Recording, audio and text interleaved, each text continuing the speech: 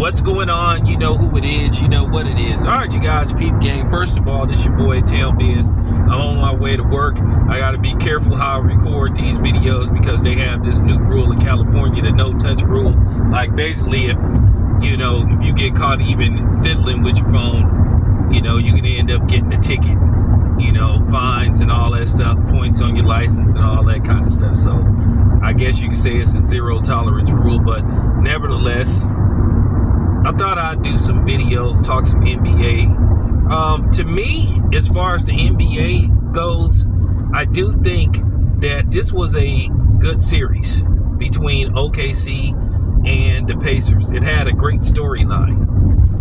You had, SGA, a guy that basically the Clippers gave up on and shipped to OKC, because that's pretty much what happened. And then, he invents himself. I'm not going to say reinvents himself, but he basically works on his game, retweaks some things about his game, and then he goes on to become, a premier scorer, then an MVP candidate, eventually a league MVP, and then the icing on the cake is a finals MVP. So the question is about OKC and Shai Gilgeous-Alexander. Are they the new San Antonio Spurs? Can the league market this team on a global scale? That's the question. That's the problem. And the NBA is going to be looking for answers. And the thing is with Adam Silver, the problem is with him, he's stubborn.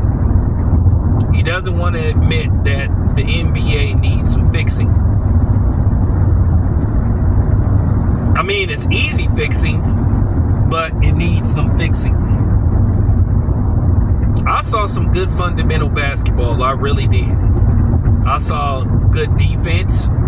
I saw, turnovers turn into offense. I saw solid defense from both teams. And this was a 7-game series. It was a good 7-game series. And based off the fact how this series ended, and it left people with a question mark. What if Tyrese Halliburton wouldn't have got hurt? Would it be the Pacers holding up the Larry O'Brien trophy instead of OKC? At the end of the day, when one of your best players go down, when he went down, you knew it was the end. It was the end. You knew this series was a wrap. Just like with the Golden State Warriors, you knew once Stephen Curry went down and you knew that he wasn't going to be available until at the very minimum Game 6, you knew that the Warriors were in all likelihood going to lose this series.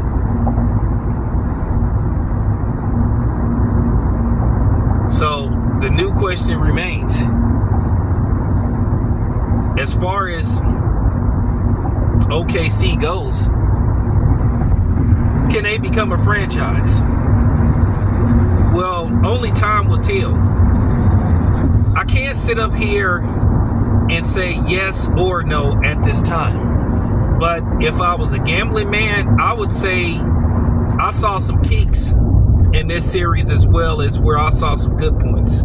This is not the most defensively sound team I've ever saw. They played good defense, but they wasn't the most defensive team that I ever saw in the finals. Everybody knows the 2004 Detroit Pistons was the most defensively sound team that ever went to an NBA Finals.